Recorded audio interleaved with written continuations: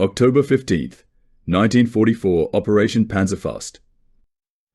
The cold Hungarian morning bit through the leather of my gloves as we stood in formation, waiting for the command to move. The air was thick with fog, turning Budapest's ancient buildings into shadowy silhouettes. We had arrived late in the night, slipping into the city like wolves. Every step echoed with purpose. We knew why we were here. Operation Panzerfaust had been whispered about for weeks. Horthy, the so-called regent of Hungary, had wavered. He'd reached out to the Allies, offering Hungary as a bargaining chip in exchange for mercy. Treason. That's what our commanders called it.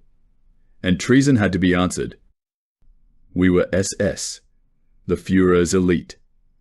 There was no room for doubt in our ranks, only purpose.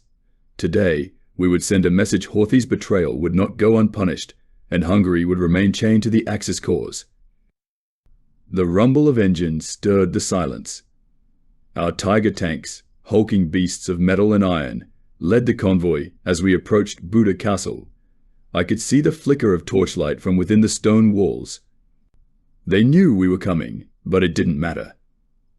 Our orders were clear: arrest Horthy, force him to abdicate, and install a government that would never waver in its loyalty to Germany. In the truck beside me, Obersturmführer Schaefer lit a cigarette, his face a picture of calm. He looked like a man accustomed to war, the kind who had seen the worst and accepted it as part of the job. He exhaled a cloud of smoke that mixed with the mist. "You ready for this?" he asked me, though his eyes never met mine.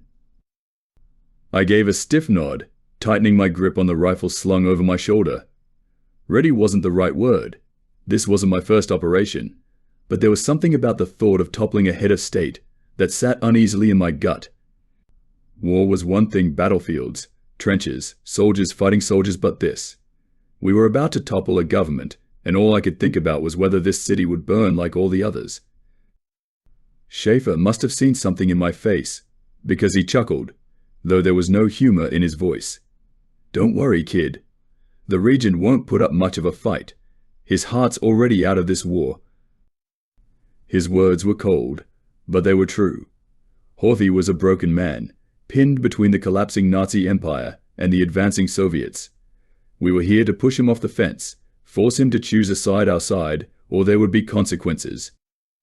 We crossed the Székényi chain bridge in silence, the steel cables of the bridge groaning under the weight of our armored convoy. Budapest lay beneath us, quiet and still, as if it too was holding its breath, waiting for what came next. The war hadn't quite reached the city yet, but the tension was palpable, like a storm looming on the horizon. Soon, all of this would be in flames. We could all feel it.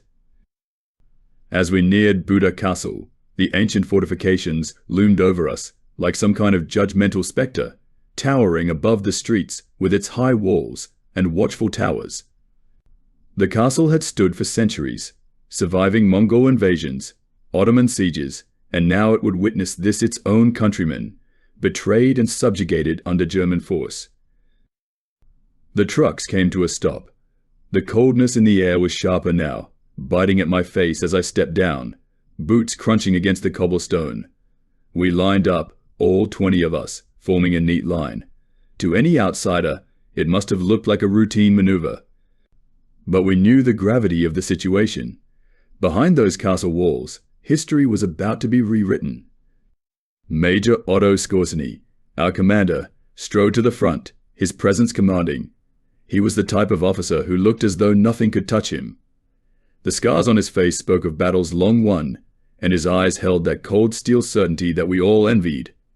He didn't need to raise his voice to make himself heard. "You know your order," Skorzeny began, his voice cutting through the mist. "Horthy's betrayal ends today. We take him alive. The regent will abdicate. Anyone who stands in our way, put them down. Hungary stays with us. Is that clear?"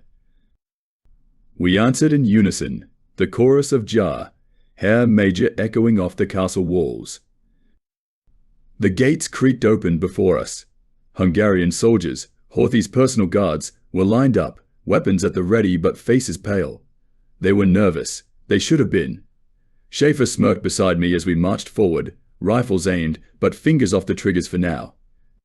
We could see it in their eyes. They knew the battle wasn't worth it. Inside, the castle was eerily quiet. The grand halls, draped in rich tapestries and gilded in gold, felt like a museum of a forgotten era.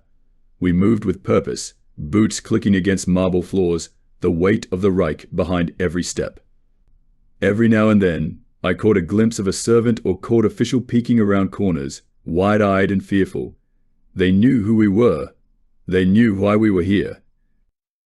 Finally, we reached the throne room.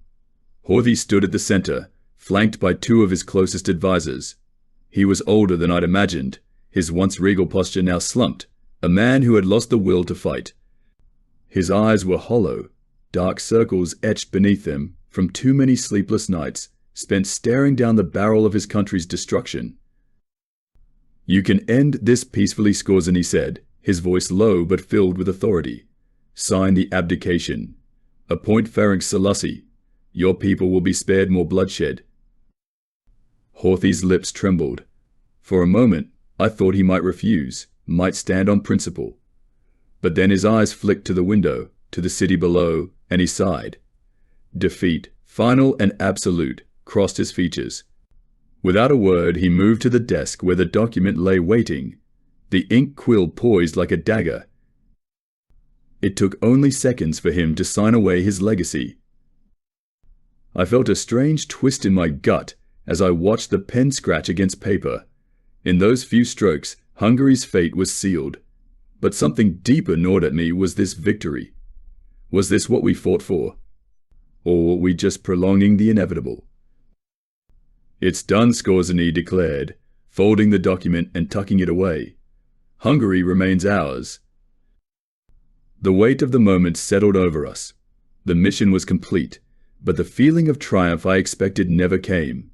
Instead, there was only a quiet, unsettling emptiness.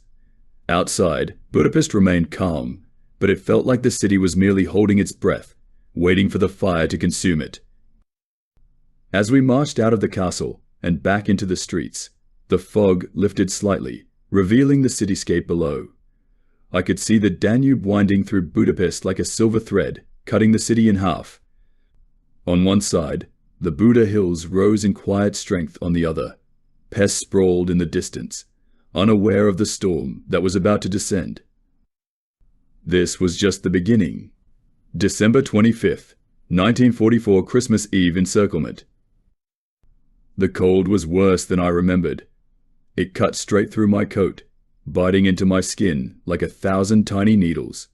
Budapest was a frozen ruin, wrapped in a white blanket of snow that gave it an almost serene beauty, if you ignored the destruction beneath it. The streets were lined with the debris of war-broken buildings, burnt-out tanks, and the occasional abandoned cart of supplies that never made it to their destination. There was silence too, but not the peaceful kind. It was the silence before an avalanche, before something terrible crashed down and swept everything away. Christmas Eve. It felt wrong to even think the words. The men around me were hollow-eyed and gaunt, nothing like the proud soldiers I had marched with 2 months ago.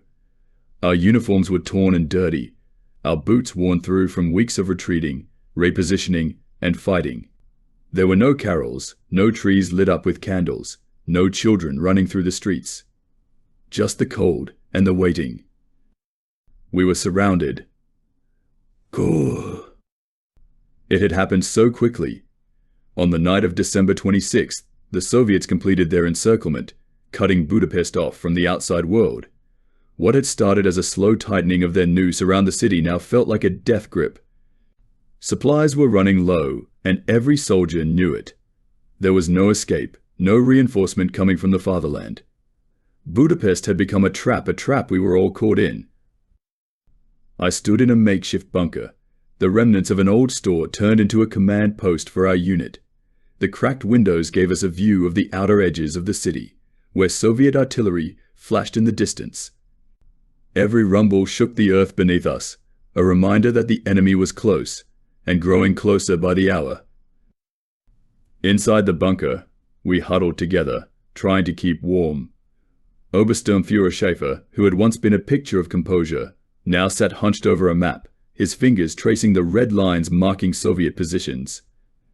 His cigarette hung from his mouth, the ash long and unshaken, as if he had forgotten it was even there. "We'll be lucky to last another week," he muttered, his voice hoarse. He looked up at me and the others gathered around the table. "They'll break through eventually. It's only a matter of time." The words hit like a punch to the gut. Schaefer wasn't one to sugarcoat things, but to hear it said out loud, our fate, laid out so plainly, made it feel even more real. He didn't need to say what we were all thinking: we weren't getting out of Budapest alive. Another shell screamed overhead, the explosion lighting up the sky in the distance. The men flinched, but we were all used to it by now. The Soviets had been shelling the city day and night, testing our defenses, seeing where the cracks were. Every explosion felt like a little more of the city's soul was being torn away, piece by piece. Outside, the Hungarian soldiers stood guard, their faces set in hard lines. They were just as trapped as we were, but something about their defeat felt more personal. This was their city, their home, and they had been forced to watch it crumble around them. Some had families somewhere in the city, huddling in basements or hiding from both Soviet soldiers and the fanatic Arrow Cross Party that still hunted for Jews. I saw it in their eyes, a mixture of rage and helplessness. The war had taken everything from them.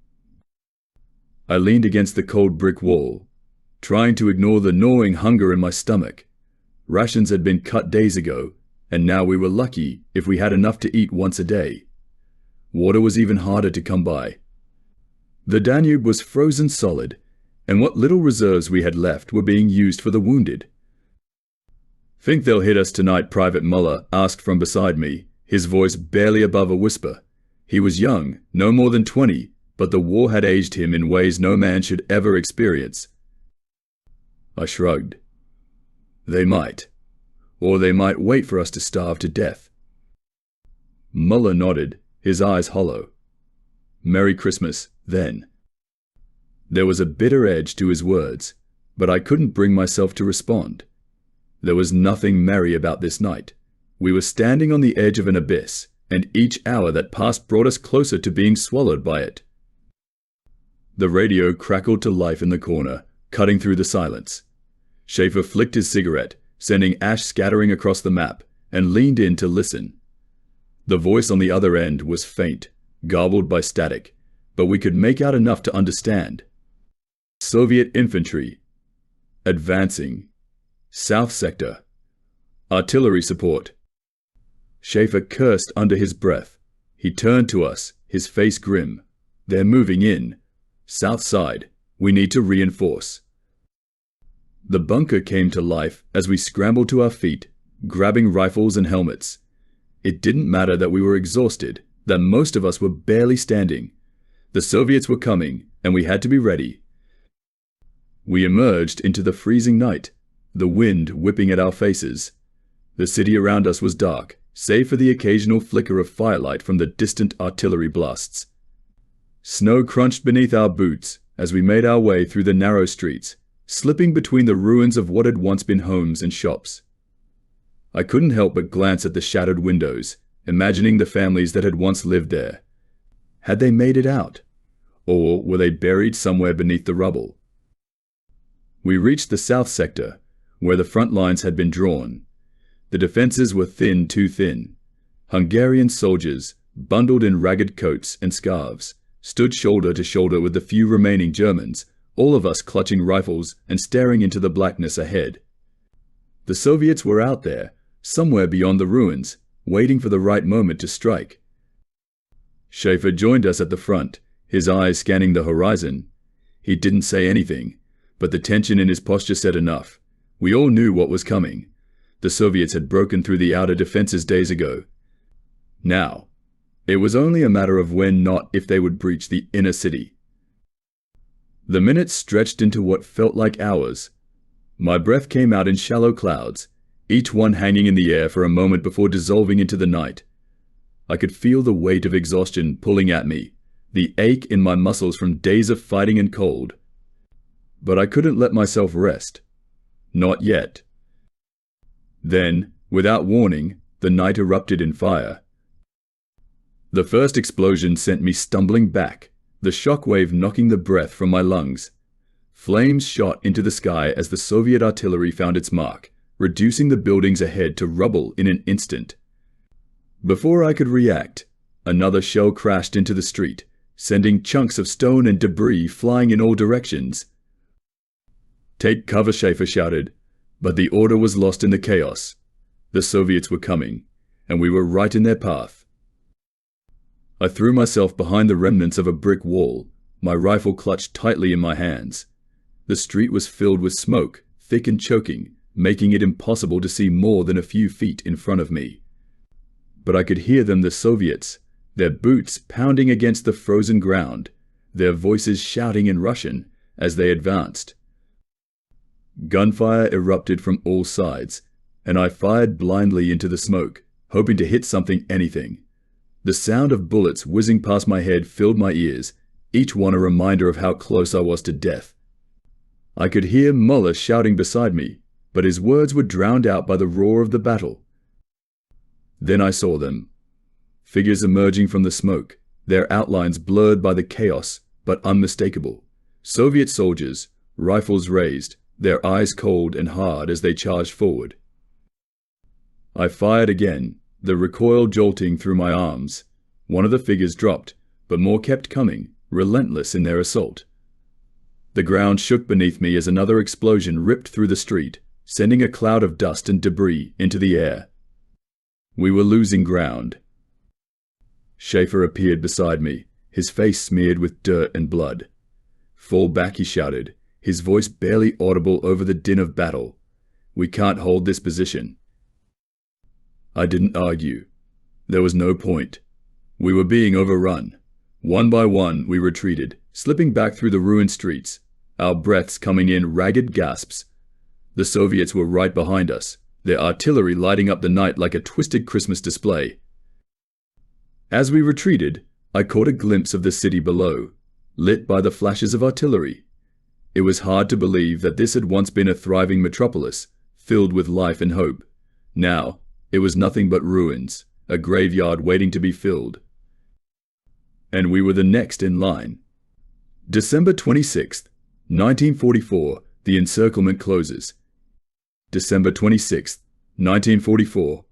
The morning came in cold and grey, like every morning before it. But this one felt different.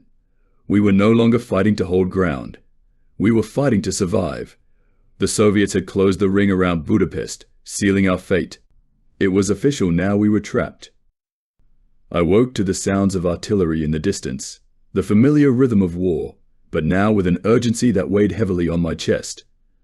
The bunker I had collapsed in the night before was damp and freezing, the thin blanket doing little to keep the cold from my bones. Outside, the streets were eerily silent, but that silence was deceptive. The storm was coming, and everyone knew it.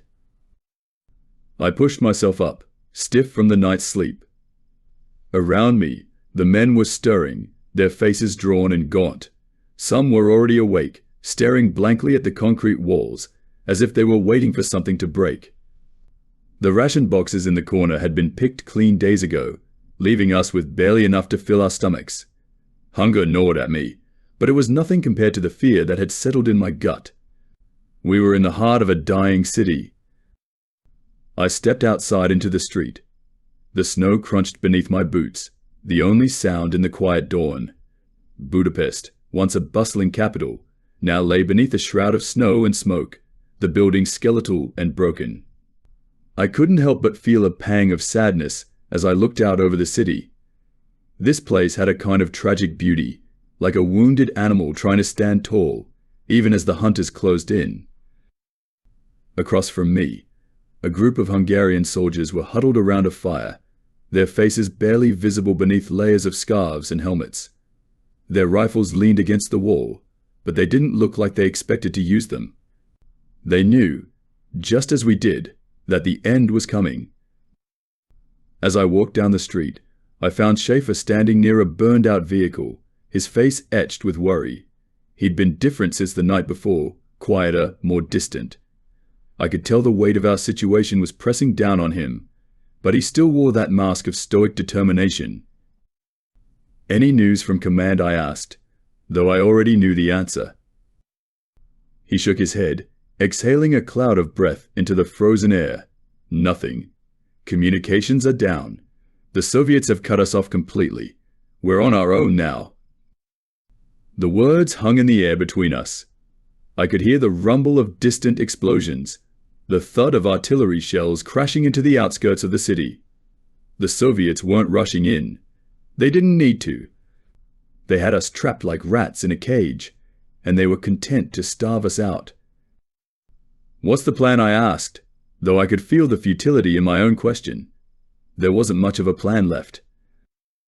Schaefer looked out over the city, his jaw tight. "We hold. That's all we can do. Reinforcements aren't coming, but we have orders to fight to the last man." His words didn't bring comfort. I had heard them before, on other fronts, in other battles. Fight to the last man. But what did that mean here? We weren't on the front lines of some glorious push toward victory. We were in the middle of a city that was falling apart, surrounded by an enemy that outnumbered and outgunned us. It was a slow death, and we were being asked to bleed out one drop at a time. I left Schaefer and wandered through the city, taking in the strange, surreal calm. Civilians still moved about, their faces hollow and pale, wrapped in whatever clothes they could find to stave off the cold. I passed a small church where a few gathered, huddled in prayer, though I doubted even God could hear them in this forsaken place. Children clutched at their mothers, their wide eyes filled with a fear they barely understood. In another life, Budapest had been a vibrant place, a city of music, of cafes filled with laughter, of grand boulevards and elegant buildings. But that was before the war, before the bombs fell and the streets became battlegrounds. Now, it was just a shell, an echo of what it once was. I turned a corner and found myself facing the Danube River. It was frozen now, a vast, gleaming stretch of ice that cut the city in two. On the other side, the Pest district lay in ruins, columns of smoke rising into the morning sky. The bridges that had once connected Buda and Pest were gone, reduced to twisted metal and rubble by German engineers desperate to slow the Soviet advance. We had destroyed our own escape route. As I stared across the river, the sound of artillery fire grew louder. The Soviets were getting closer. I could see flashes of light on the horizon, brief bursts of fire followed by the deep rumble of explosions. They were softening us up, waiting for the right moment to close in. And when they did, there would be nowhere to run. I made my way back to the command post, a once grand hotel, now reduced to a shell of cracked stone and broken glass. Inside, the radio operators were frantically trying to re-establish contact with higher command, their voices strained with panic. But it was useless. We were cut off from the world. No supplies, no reinforcements, no escape. Schaefer was pacing when I entered, his hand clenched around his cigarette. He looked up as I approached, his eyes dark with exhaustion. "They're coming," I said. "We can hear the artillery getting closer." "I know," he replied, his voice low. "It won't be long now." There was a pause. Then, almost as if he couldn't hold it in anymore, Schaefer turned to me. "Do you ever think about what we're doing here?" His voice was quiet, barely a whisper. I frowned. "What do you mean?" This he gestured to the city around us, holding out, fighting to the last man. What's the point? We're dying for nothing. I didn't know how to answer. Part of me had asked the same question, but admitting it felt like giving up. "It's our duty," I said, though the words felt hollow. Schaefer laughed bitterly, shaking his head. "Duty. We're fighting for a city that's already dead, for a war that's already lost. It's madness." I wanted to argue, to say something that would make sense of it all, but the truth was, I couldn't. There was no reason to it anymore. We weren't defending Budapest because we thought we could win. We were here because the Reich had ordered us to stay. And so, we stayed, even as the walls closed in. The day dragged on, the sky growing darker as the clouds thickened. We gathered what little strength we had, checking our weapons, rationing our bullets. The streets were empty now, the civilians retreating to whatever basements and shelters they could find. The tension was unbearable. Every minute felt like an eternity, waiting for the inevitable. As night fell, the Soviets made their move. The first sign came with the distant rumble of tanks, their engines growling like beasts in the distance. I stood on the edge of the south sector, my rifle clutched in frozen hands, listening to the sound of death approaching. The ground trembled beneath my boots as the Soviet armor rolled through the outskirts, smashing through what was left of our outer defenses. "Get ready," Schaefer shouted, his voice carrying through the darkness. We lined up along the makeshift barricades, every man bracing for the onslaught. Then the artillery began. Shells screamed through the air, the explosions lighting up the night like fireworks. Buildings crumbled, sending clouds of dust and debris into the sky. The streets shook with each blast, the shockwaves rattling my bones. I crouched behind the rubble of a collapsed wall, my heart pounding in my chest. Through the smoke and fire, I could see them shadows moving through the ruins, dark shapes emerging from the fog. The Soviets were coming, and there were so many of them. Too many. "Fire," Schaefer's voice cut through the chaos, and we opened up with everything we had. Rifles cracked, machine guns spat out streams of bullets, and grenades flew through the air. But it didn't matter. The Soviets kept coming, wave after wave, their sheer numbers overwhelming us. I fired until my rifle was empty, then scrambled to reload as the enemy closed in. Around me, men were shouting, screaming, falling. The air was thick with smoke and blood, the acrid stench of gunpowder filling my lungs. I could see Muller not far from me, his face twisted in fear as he fired blindly into the advancing horde. Suddenly, a shell exploded nearby, the blast throwing me to the ground. My ears rang, and my vision blurred. I struggled to get up, my hands scrabbling against the frozen dirt. When I finally managed to stand, the scene before me was a nightmare. Bodies lay strewn across the street, blood staining the snow. The barricade had been breached, and the Soviets were pouring through. We were falling back, retreating through the streets like rats fleeing a sinking ship. There was no order anymore, no plan, just survival. I ran with the others, dodging bullets and explosions, the city crumbling around us. December 28th, 1944, street to street fighting. December 28th, 1944. The city had become a war zone of shattered glass and twisted metal, a living nightmare that seemed to stretch on endlessly. The Soviets were relentless, their advance unyielding, pushing deeper into Budapest with each passing hour. We were no longer fighting for control of a city, but for our very survival. Street to street, building to building, the battle had turned into a chaotic struggle for every inch of ground. I woke to the faint sound of distant gunfire and the constant rumble of artillery. The bunker we had taken refuge in was dark and cold, a shallow grave that barely protected us from the violence raging outside. As I rubbed the sleep from my eyes, I could see the flickering light of nearby fires casting eerie shadows on the walls. The acrid smell of smoke and burning fuel was omnipresent, and the occasional tremor from distant explosions shook the bunker's foundations. Rising from the makeshift bedding, I grabbed my rifle and checked my ammunition. We had made it through the night, but there was no guarantee we would make it through the day. I could hear muffled voices and the clink of metal from the other soldiers. Everyone was gearing up for another day of fighting, each man trying to steel himself for what lay ahead. Outside, the city was a battlefield. The once grand streets of Budapest had turned into a labyrinth of destruction. Buildings that had once been symbols of grandeur now stood as hollowed-out shells, their facades blasted away by artillery and fire. Rubble choked the streets, turning every block into a perilous obstacle course. Smoke and dust hung heavy in the air, making it difficult to see more than a few yards ahead. The Soviet advance had pushed us back to the heart of the city. Our positions were scattered, a patchwork of defensive lines and makeshift barricades. The Soviets had adopted a methodical approach, pushing forward slowly, deliberately, ensuring they cleared each sector before advancing. It was a tactic that drained us. both physically and mentally. I joined a small squad as we prepared to move out. Our orders were simple: hold the line.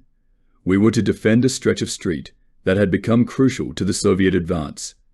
The area was a mess of debris and wreckage, with the remnants of buildings creating a maze of cover and concealment. It was ideal for urban warfare, but also a nightmare for anyone trying to maintain control. As we moved through the city, I couldn't help but notice the change in the atmosphere. The streets that had once been filled with the bustle of daily life were now eerily silent, save for the sounds of war. Every corner seemed to hide an enemy sniper, every alleyway a potential ambush. The occasional scream or burst of gunfire was a harsh reminder of the danger that lurked around every corner. The fighting was fierce and unrelenting. Soviet troops had breached our lines, and street-to-street battles had erupted throughout the area. We took up positions behind the remains of a crumbling wall, our rifles trained on the street ahead. The rubble provided some cover, but it was flimsy at best. Any moment now, the Soviets could find us or flush us out with grenades and artillery. We waited in tense silence, the minutes dragging by as we listened to the sounds of battle growing ever closer. The occasional thud of artillery shells and the rattle of machine guns served as grim reminders of the stakes. The cold was biting, numbing our fingers and toes, making it harder to grip our weapons. Then, without warning, the calm was shattered. The Soviets launched a coordinated assault on our position. Tanks rumbled down the street, their engines roaring like beasts of war. Infantry followed closely behind, advancing through the rubble with grim determination. We could see them clearly now, their faces set in grim lines, their rifles ready for the kill. "Hold your fire until they're in range," shouted our sergeant, his voice barely audible over the roar of the advancing tanks. We huddled behind the wreckage, our hearts racing as the enemy drew nearer. The tanks were the first to come into view, their metal hulls gleaming in the weak light of the winter day. They moved with a terrifying ease, crushing anything in their path. The ground shook with each tread, and the buildings around us seemed to tremble as the Soviet armor approached. Now the sergeant barked, and we opened fire. The street erupted into chaos as we unleashed a storm of bullets at the advancing enemy. Our rifles cracked incessantly, each shot a desperate attempt to halt the Soviet advance. The sound was deafening, a constant barrage of noise that drowned out everything else. The Soviets returned fire, their own weapons adding to the cacophony. The street was filled with the staccato rhythm of machine guns, the high-pitched whine of bullets ricocheting off metal and stone. Explosions rocked the area as grenades exploded, sending fragments of debris flying through the air. I fired until my rifle was empty, then ducked behind cover to reload. The battle had turned into a desperate exchange of fire, with both sides trading shots and grenades. I could see the Soviet soldiers advancing, their faces determined and relentless. They were fighting for their own survival, just as we were. The fighting continued, street after street, as we pushed back against the Soviet advance. The terrain was a maze of rubble and wreckage, making it difficult to move and even harder to defend. Every block we gained was hard won, and every inch of ground lost felt like a personal defeat. As the day wore on, the fighting grew more intense. The Soviets were relentless, their numbers seemingly endless. They pressed forward, their assault becoming more aggressive as they sought to break through our defenses. Despite the constant barrage of enemy fire, we managed to hold our positions for a time. But it was becoming increasingly clear that we were losing ground. The Soviets were pushing us back, one street at a time, their relentless advance threatening to overwhelm us. We were exhausted, our bodies worn thin by the constant fighting. The cold was unrelenting, seeping into our bones and making every movement feel like an effort. Yet we kept fighting, driven by a mixture of duty, fear, and a stubborn will to survive. As night fell, the fighting showed no sign of letting up. The city was a darkened battlefield, illuminated only by the flickering light of explosions and the occasional burst of gunfire. The streets were a chaotic jumble of sounds and sights, with every corner hiding potential danger. We held on, fighting with everything we had, knowing that the Soviets were inching closer with every passing moment. The battle was far from over, and the city of Budapest was being torn apart piece by piece. January 5th, 1945, scavenging for survival. January 5th, 1945. The deep winter chill seemed to seep into every crack and crevice of Budapest, turning the city into an unforgiving wasteland. The fighting had not relented. If anything, it had intensified as the Soviets continued their push into the heart of the city. For us, survival had become a daily struggle, and today's battle was not just against the enemy, but against the cold and hunger that gnawed at our resolve. The dawn broke with a pale, feeble light that barely penetrated the heavy blanket of smoke and fog hanging over the city. I awoke in what remained of a gutted apartment building, a skeletal structure of steel and shattered glass. The floor was littered with debris, the remnants of lives that had once been vibrant and full. I could see my breath in the freezing air, and the cold was a constant presence, like a weight pressing down on us. Our rations were nearly exhausted, and scavenging for supplies had become a necessity rather than an option. The city had transformed into a perilous maze of ruins and wreckage, each street a potential ambush. We had to be cautious. Every venture out of our makeshift shelter risked encountering Soviet patrols or other desperate souls who might see us as easy prey. I gathered my gear: a worn-out coat, a battered helmet, and a rifle with a half-empty magazine. The soldiers around me, equally ragged and haggard, prepared for another day of scrounging. We moved out in small, tightly knit groups to maximize our chances of finding anything useful. As I stepped into the street, the full extent of the city's devastation was evident. The once grand avenues, lined with elegant buildings and bustling shops, now lay in ruins. Rubble filled every street, making movement slow and treacherous. The air was thick with the smell of smoke and decay, a constant reminder of the destruction that had engulfed Budapest. We headed towards a part of the city that had been less frequented by the Soviets, hoping to find abandoned stores or warehouses that might hold something of value. The fighting had pushed most civilians to the fringes of the city or underground, leaving behind a shell of what Budapest once was. Our first stop was a department store, its windows shattered and its entrance blocked by debris.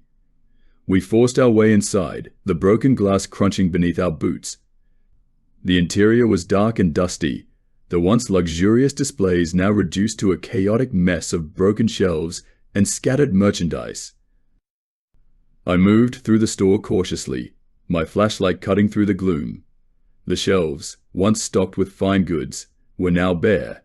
We found only a few cans of food, dented and dusty, clinging to the back of a shelf. We seized them with desperate urgency. Every bit of food was precious, and we had to make sure nothing was left behind. Next, we ventured to a warehouse a few blocks away. The building was large, its walls scarred by the aftermath of artillery fire. Inside, we found a small cache of supplies: bags of flour, sacks of sugar, and even a few cans of meat. The discovery was a small victory, a glimmer of hope in an otherwise bleak situation. We gathered what we could carry, distributing the supplies among ourselves with a sense of grim satisfaction. Our scavenging wasn't without its perils. As we left the warehouse, we heard the distant rumble of Soviet tanks and the crackle of gunfire. The sound was a stark reminder that the front lines were never far away. We moved quickly, our every step laden with the weight of our meager haul. The street outside was a battleground. We had to navigate around the remains of demolished buildings and dodge the occasional sniper's bullet. Every shadow held a potential threat, every alley a possible ambush. We took turns on point, scanning for any signs of danger. We made our way back to our makeshift shelter, exhausted and weary. The cold was biting, and the hunger was an ever-present companion, but we had managed to secure some vital supplies. As we settled into the relative safety of our hideout, we took stock of our finds. The cans of food were precious, their labels barely legible through the grime. We set about preparing a meal, our rationing having become an art of survival. The meal was simple canned meat mixed with flour, cooked over a small fire we had managed to light. It wasn't much, but it was warm and filling, a rare luxury in these harsh times. We ate quietly, our thoughts as bleak as the city outside. As night fell, we took turns keeping watch, our minds racing with thoughts of the next day's scavenging. The cold was relentless, the wind howling through the gaps in our shelter, but we huddled together, sharing what little warmth we had. The city's silence was punctuated only by the distant sounds of battle, a constant reminder of the danger that lay just beyond our walls. In the quiet moments, I found myself reflecting on the absurdity of our situation. We were fighting not only an enemy but also the elements, struggling to find enough to eat while the city crumbled around us. It was a harsh reality, a far cry from the glory and heroism we had been promised. As I lay down to sleep, the cold seeping through my thin blanket, I couldn't shake the feeling that we were living on borrowed time. Every day was a battle for survival, every moment a reminder of how fragile our existence had become. The city of Budapest, once a beacon of culture and history, was now a battleground, a place where every street was a reminder of the conflict that had torn it apart. Tomorrow, we would venture out again, seeking whatever scraps of survival we could find. The Soviet advance was unrelenting, and the city was slowly falling into their hands. But for now, we would rest and prepare for another day of scavenging, clinging to the hope that we might yet find a way to endure in this shattered world. January 10th, 1945, the fight for Castle Hill. January 10th, 1945. The biting cold had etched itself into the fabric of Budapest, turning every breath into a visible cloud and every movement into an effort against the frost. The city was a grim tableau of warfare and desolation, but today the focus had narrowed to one of its most iconic landmarks, Castle Hill. The Soviets were closing in, and the fight for this strategic high ground was about to reach its climax. Castle Hill stood like a sentinel over Budapest, a fortress overlooking the Danube and the ruins of the city below. Once a symbol of the city's grandeur, it was now a key battleground, a strategic point that both sides were determined to control. Its cobblestone streets and historic buildings had become the front lines, and the struggle for dominance was fierce and unrelenting. I joined my squad as we prepared to take part in the defense of Castle Hill. The day had begun with a somber stillness, a deceptive calm that masked the violence to come. Our unit had been assigned to one of the many defensive positions scattered across the hill, a crumbling structure that once might have been a grand palace. Now it served as our makeshift fortress. The buildings on Castle Hill were in varying states of ruin, their ornate facades scarred by the relentless bombardment and combat. The cobblestone streets were littered with debris, turning every corner into a potential ambush. As we moved into position, I couldn't help but feel a sense of foreboding. The Soviets were closing in, and the fight for this historic site was shaping up to be a bloodbath.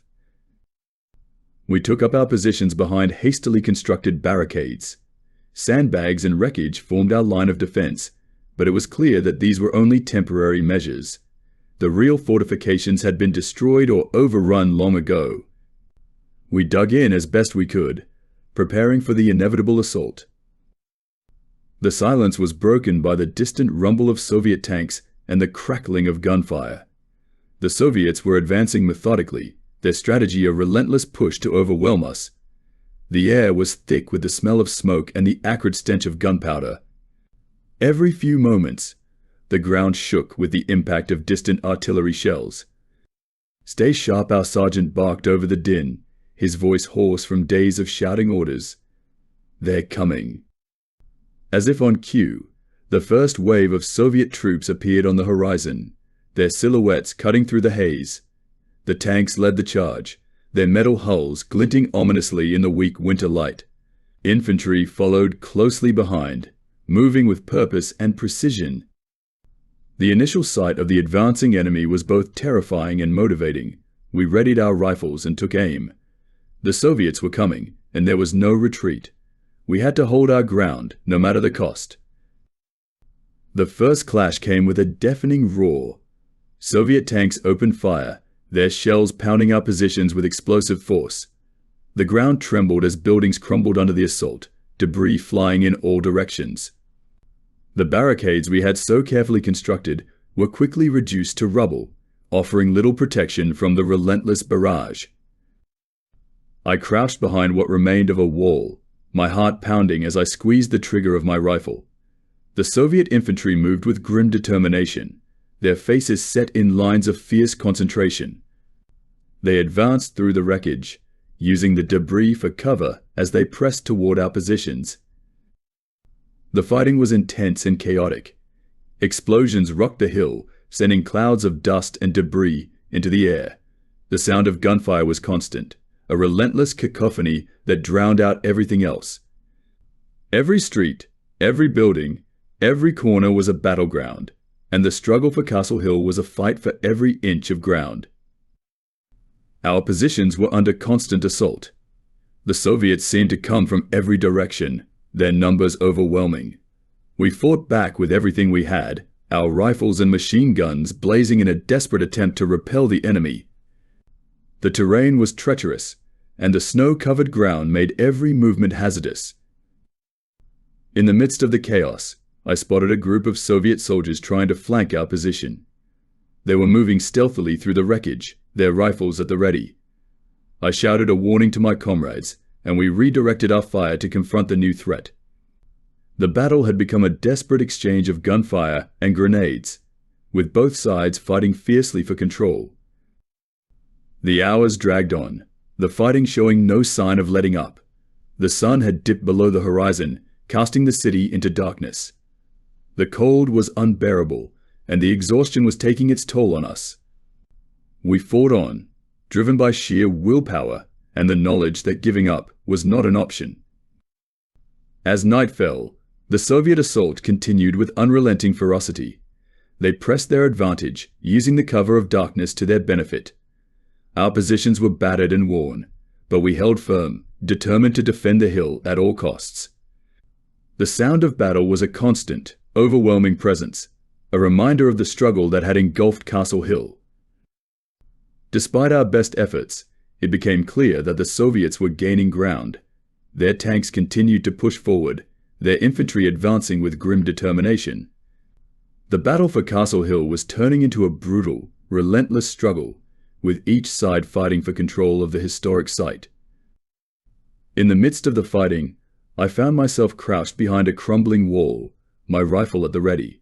The sounds of battle surrounded me, a chaotic mix of gunfire, explosions, and shouting.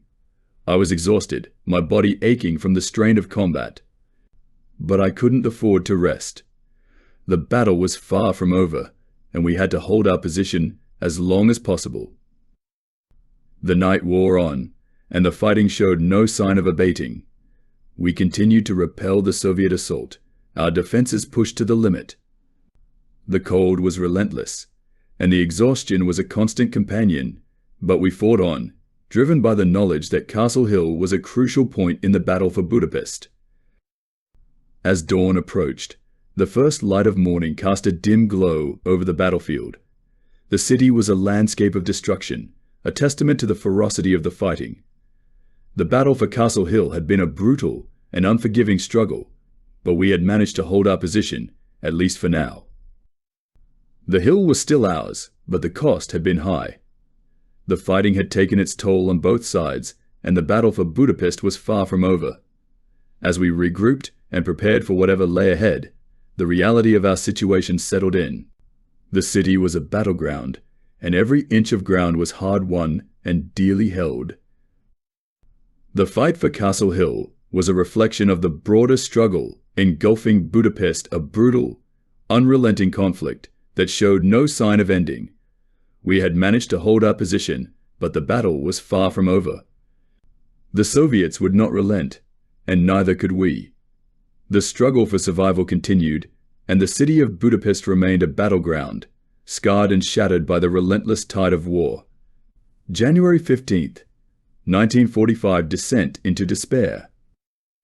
January 15th, 1945.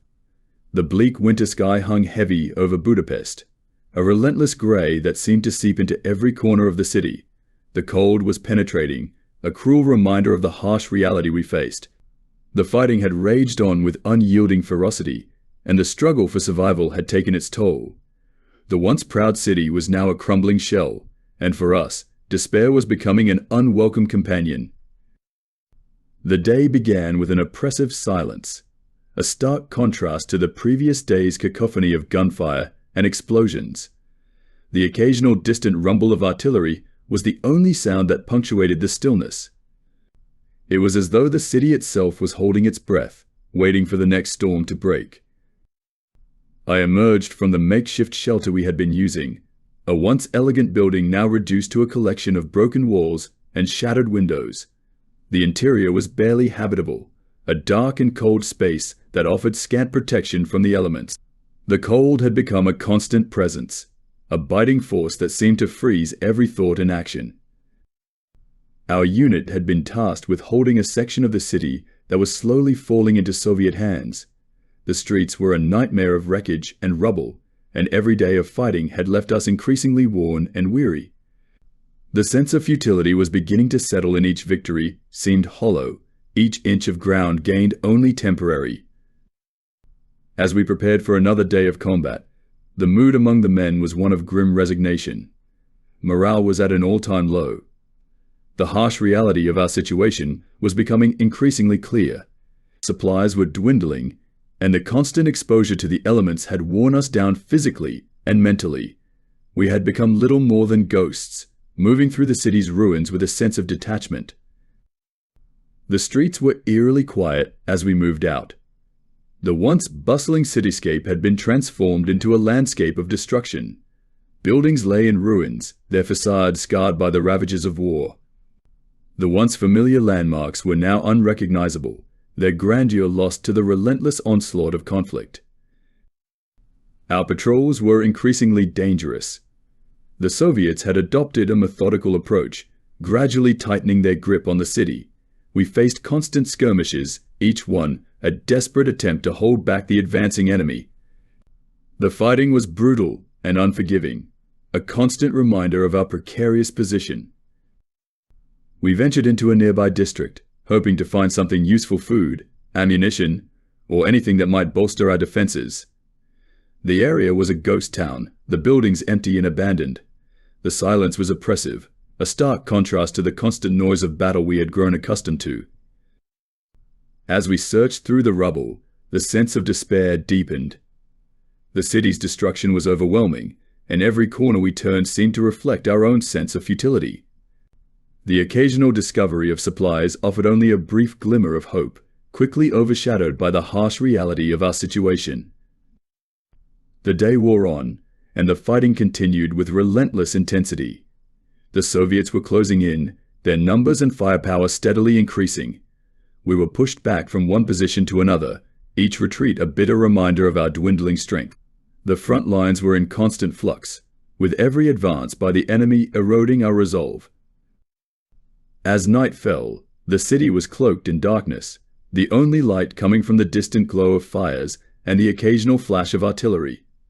The cold was unbearable, and the exhaustion was almost overwhelming. The bleakness of our situation was palpable, a heavy weight that pressed down on us with each passing hour. We huddled together in our makeshift shelter, our bodies aching and our spirits drained. The silence was broken only by the occasional distant explosion and the quiet murmurs of our comrades. There were no words of comfort, no reassurances, only the grim acceptance of the harsh reality we faced. The sense of despair was all-encompassing. The city was falling apart, and our ability to hold back the Soviet advance seemed increasingly tenuous. The once proud streets of Budapest were now a battleground, and every inch of ground was hard-won and dearly held. The fighting was relentless, and each day brought with it new challenges and new hardships. In the quiet moments, as we tried to find some semblance of rest, the weight of our situation pressed heavily upon us. The city was a symbol of our struggle, a reminder of the sacrifices we had made and the losses we had endured. The sense of despair was a constant companion, a reminder of the harsh reality that we were facing. As I lay down to sleep, the cold seeping through my blanket and the exhaustion weighing heavily on my body, I couldn't shake the feeling that we were living on borrowed time. The battle for Budapest was far from over, and the struggle for survival was becoming increasingly desperate. The city was a shadow of its former self, and we were left to fight on, clinging to the hope that somehow, against all odds, we might find a way to endure. The descent into despair was a reflection of the broader struggle engulfing Budapest, a brutal, unrelenting conflict that showed no sign of ending. The city was a battleground, and every day was a battle for survival. As the night wore on and the cold continued to bite, we could only hope that somehow, through the darkness and despair, we might yet find a way to hold on and fight for another day. February 11th, 1945, the failed breakout attempt. February 11th, 1945, the city of Budapest lay cloaked in an eerie, oppressive silence. The frigid winter air was heavy with the scent of smoke and decay, a constant reminder of the devastation that had become our reality. The Soviets had tightened their grip on the city, their relentless advance leaving us increasingly cornered. Today was to be a pivotal moment, an attempt to break out of the encirclement that had suffocated us for weeks. The decision to attempt a breakout had come from higher command. We were to strike out towards the west, breaking through the Soviet lines in a desperate bid to reach friendly forces and relieve our trapped units. The plan was fraught with peril, but it was our best chance at escaping the dire situation that had befallen us. The day began with a subdued anticipation. The air was colder than usual, a biting frost that seemed to penetrate through every layer of clothing. The city was eerily quiet, a silence that was only occasionally interrupted by the distant rumble of Soviet artillery. The calm before the storm was palpable, a heavy pause that hung over us as we prepared for the attempt. Our unit had been assembled for the operation, a mixture of weary soldiers and determined fighters. We gathered in the ruins of a once grand building, now a mere shell of its former self. The structure offered some cover, but the walls were pockmarked with bullet holes, and the floor was littered with debris. It was here that we would make our final preparations. The plan was straightforward, but the execution was anything but. We were to push through a narrow corridor between Soviet positions, fighting our way through block after block, until we reached a designated point where we could link up with reinforcements. The task was daunting. Each street was a potential death trap, each building a possible stronghold for the enemy. As we moved out, the city's ruins seemed to close in on us. The streets were a labyrinth of destruction, the once familiar landmarks now unrecognizable. The debris made movement slow and treacherous, and every corner held the potential for an ambush. We advanced cautiously, our senses heightened, our weapons at the ready. The first few blocks were uneventful, a stark contrast to the chaos we had grown accustomed to. The silence was deceptive, a false sense of security that quickly shattered as we reached the outskirts of a heavily fortified Soviet position. The enemy had anticipated our move, and the streets ahead were lined with machine guns and tanks. The Soviet defenses were formidable. Machine gun nests had been set up at strategic points, their barrels jutting out from behind barricades of rubble and wreckage. Tanks rumbled through the streets, their cannons sweeping back and forth in a menacing display of firepower. The air was thick with the acrid smell of gunpowder and the heavy thud of distant explosions. Our advance was met with a fierce counterattack. The Soviets opened fire with ruthless efficiency, their bullets cutting through the air with deadly accuracy. We returned fire, our rifles blazing as we fought to gain a foothold. The street was quickly transformed into a battlefield, the ground littered with the fallen and the wounded. The fighting was intense and chaotic. Explosions rocked the area, debris flying in all directions. The sound of gunfire was deafening, a constant barrage that seemed to come from every direction. We pressed forward, our determination matched only by the ferocity of the enemy's resistance. Despite our best efforts, it quickly became clear that the breakout attempt was facing insurmountable obstacles. The Soviet defenses were too strong, their numbers overwhelming, We were pushed back from one position to another, our progress hindered by the relentless enemy fire. The advance that had begun with such hope was rapidly turning into a desperate struggle for survival. The streets were a maze of wreckage and destruction. We found ourselves fighting in narrow alleys and ruined buildings, each step a battle against both the enemy and the treacherous terrain. The cold was biting, the exhaustion a constant presence, but we pressed on, driven by the knowledge that retreat was not an option. The breakout attempt quickly turned into a desperate fight to hold our ground. The Soviets pressed their advantage, their troops advancing with grim determination. We were forced to regroup and adjust our tactics, fighting fiercely to maintain our positions. The battle was a brutal, unrelenting struggle, with each side fighting for every inch of ground. As night fell, the situation became increasingly dire. The darkness brought with it a new set of challenges. Visibility was reduced, and the cold was even more intense. We continued to fight, our movements slowed by fatigue and the harsh conditions. The Soviet assault showed no sign of abating, and it became clear that the breakout attempt was faltering. The plan to break out of the encirclement had failed. We were forced to withdraw, our unit battered and worn. The retreat was a grim procession, the once proud advance now reduced to a desperate scramble for survival. The city was still ours, but the cost had been high. In the aftermath of the failed breakout attempt, we regrouped in the ruins of our former positions. The sense of defeat was palpable, a heavy weight that pressed down on us. The city was still under siege, and the battle for Budapest continued with unrelenting intensity. The failed attempt to escape the encirclement was a stark reminder of the dire situation we faced. The Soviets were closing in, and our ability to hold back their advance seemed increasingly tenuous. The city of Budapest remained a battleground, its streets scarred by the struggle that had engulfed it. As we huddled together in our makeshift shelter, the cold seeping through our blankets and the exhaustion weighing heavily on our bodies, the reality of our situation settled in. The battle was far from over, and the struggle for survival continued. The city was a symbol of our fight, a reminder of the sacrifices we had made and the challenges that lay ahead. The failed breakout attempt was a bitter blow, but it was not the end. The struggle for Budapest continued, and we had to find a way to endure. The city was a harsh and unforgiving battleground, but we had to hold on and fight for another day.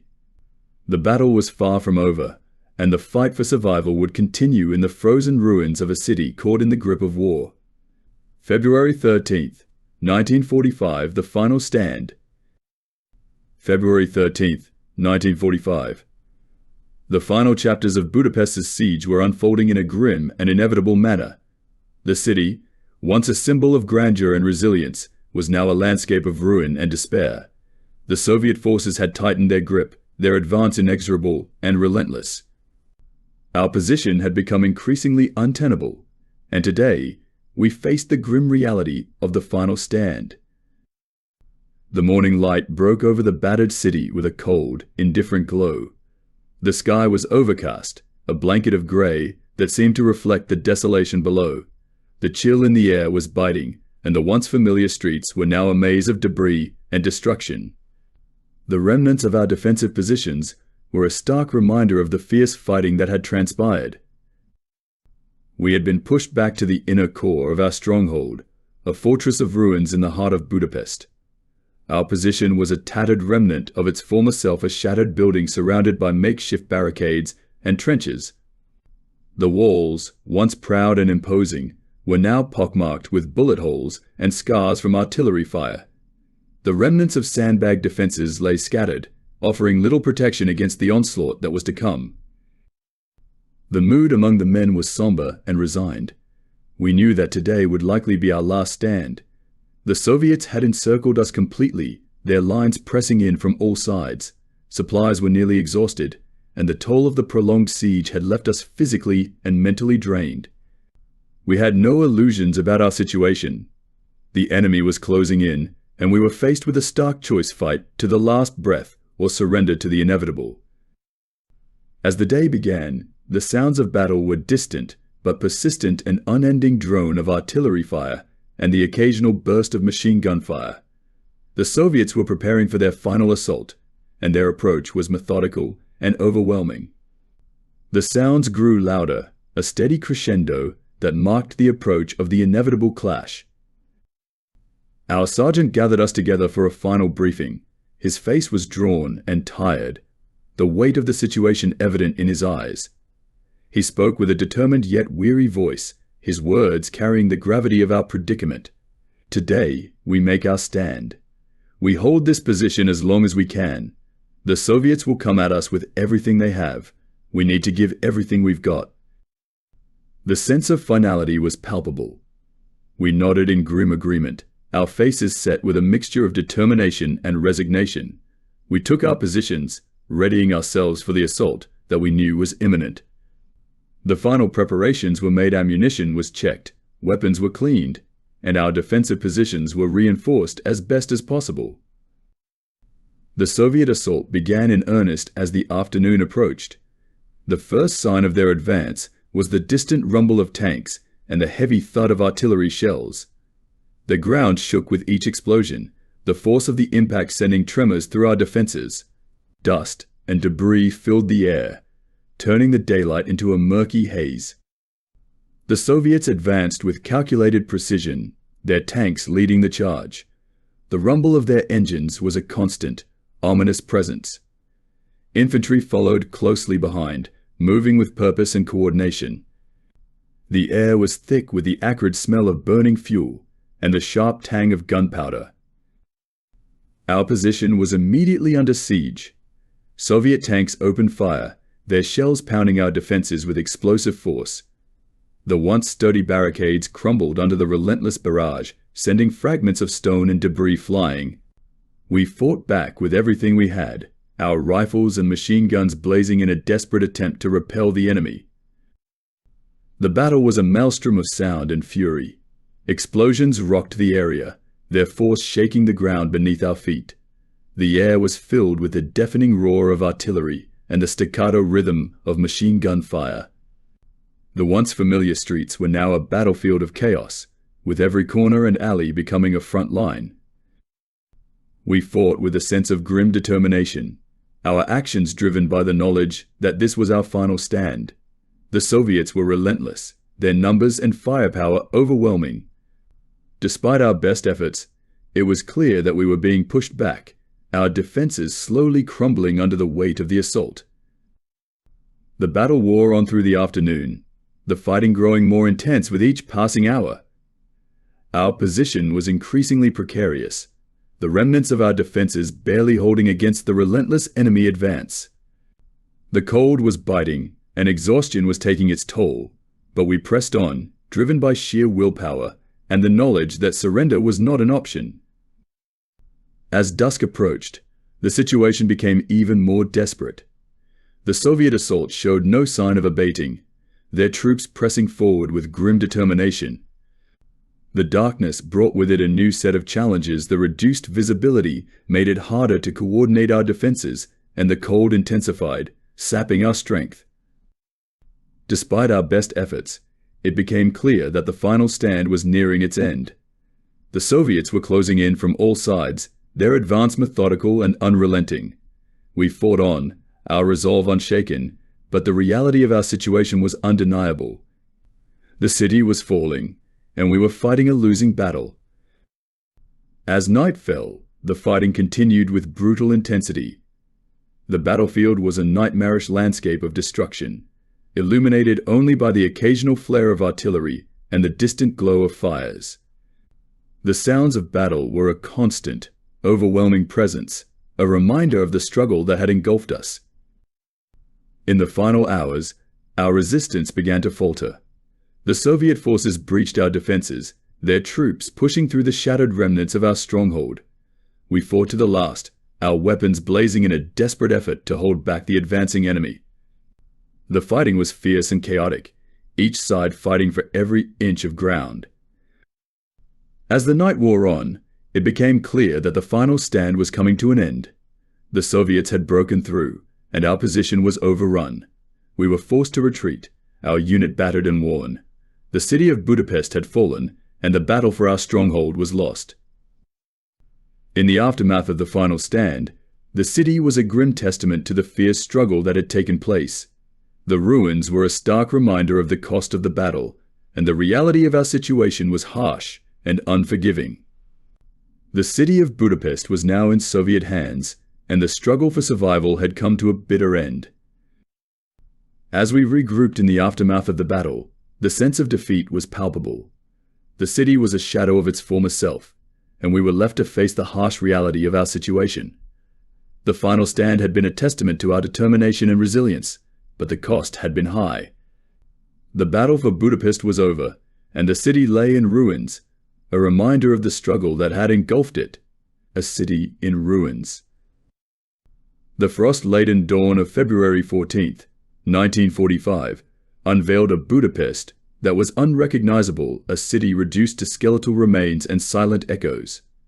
The fighting had ceased, and the Soviet flag now waved over the shattered remnants of a once majestic capital.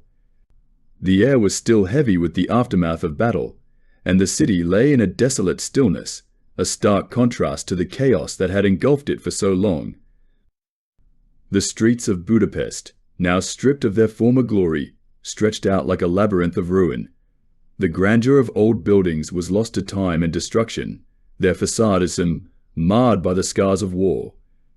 What had once been bustling avenues and elegant squares were now a morass of rubble, the proud architecture reduced to a tangle of broken stone and twisted metal.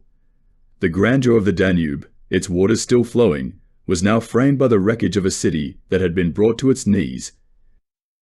Walking through the remnants of the city, it was impossible not to be struck by the profound sense of loss. The buildings, once symbols of the city's vibrant life, stood as hollow shells. The silent streets were filled with the ghosts of the past, each corner and alleyway whispering tales of the fierce struggle that had taken place. The destruction was not just physical, it was a palpable erasure of the history and culture that had once thrived here. The central landmarks of Budapest had not been spared. The majestic Parliament building, a symbol of national pride, was now a shadow of its former self, its grand structure pockmarked with bullet holes and scarred by explosions. The chain bridge, which once connected the city's two halves, lay in ruins, its once sturdy arches reduced to rubble. The Buda Castle, perched high above the city, was a battered fortress, its stone walls scarred from relentless bombardment. Amid the wreckage, the stark reality of the human cost of the siege became evident. The streets were littered with the debris of lives interrupted. Abandoned vehicles, their engines cold and silent, stood as eerie monuments to the chaos that had ensued. The buildings, stripped of their interiors, bore the marks of the last desperate moments of those who had sought shelter within them. The once vibrant life of the city had been reduced to a grim tableau of destruction. In the aftermath of the battle, the air was filled with a heavy silence, broken only by the occasional distant rumble of rebuilding efforts and the somber sounds of military patrols. The city's inhabitants, now survivors of a harrowing ordeal, were beginning the slow process of recovery. The resilience of the human spirit was evident in their efforts to rebuild and reclaim their lives from the ruins. The scars of the siege would remain, but there was a determination to rebuild and restore what had been lost. The soldiers who had fought in the siege, including those who had made the ultimate sacrifice, were remembered with a profound sense of reverence. Their stories were woven into the fabric of the city's history, their bravery and resilience serving as a testament to the enduring spirit of Budapest. The final stand had been a symbol of their dedication, and their sacrifice was honored in the quiet moments of reflection and remembrance. As the city began the long process of healing, the lessons of the siege became clear. The resilience of Budapest was a testament to the strength of its people and the enduring spirit of a city that had faced unimaginable adversity. The battle for Budapest had been fierce and costly, but it was also a reminder of the broader struggle that had defined the war. The epilogue of Budapest's siege was not just about the physical rebuilding of a city, but also about the restoration of its spirit. The ruins, though a stark reminder of the destruction, were also a canvas for hope and renewal. The city that had once been a battlefield was now poised to rise again, its people united in their determination to reclaim their heritage and rebuild their future. In the quiet moments of the aftermath, as the dust settled and the echoes of battle faded, Budapest stood as a symbol of endurance. The city was a testament to the resilience of its people and the indomitable spirit that had carried them through the darkest days. The final chapter of the siege was not an end, but a new beginning, a chance for Budapest to rebuild, renew, and rise once more from the ashes of its past.